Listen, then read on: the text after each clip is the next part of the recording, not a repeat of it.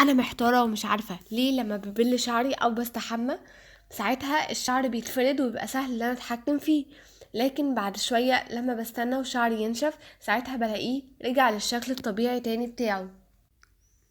هقول لكم دلوقتي السبب هو ان انا لما ببل شعري جزيئات الميه بتخش جوه الشعرايه فبتكسر الهيدروجين بوند اللي بتكون متكونه ما بين الشعرايه، وكمان الميه دي تروح تكون هي بوند جديده مع الشعرايه، فبالتالي طبيعي الهيدروجين بوند اتكسرت فالشعر هيروح ياخد شكل جديد، فساعتها بكون سهل اسرحه كمان عشان اصلا الهيدروجين بوند دي ليها دور رئيسي في تكوين شكل الشعرايه سواء هي مستقيمه او مموجه، فلما تتكسر طبيعي ان الشكل بتاع الشعر يتغير.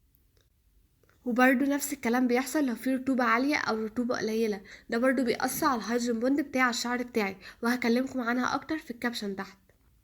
عشان كده نصيحة مني ما تغسلش شعرك أكتر من 3 مرات في الأسبوع، عشان كتر غسل الشعر هيروح يأثر على الهيدروجين بوند بتاع الشعراية كل شوية تتكسر وكل شوية تتكون، فبالتالي هيجهد الشعر أصلا. وعشان تعرفوا تفاصيل أكتر عن الروابط اللي بتكون ما بين الشعراية وعن مكونات الشعراية بشكل عام هسيب لكم لينك الفيديو عشان تشوفوه. دمتم حلوين وبصحة كويسة دايما.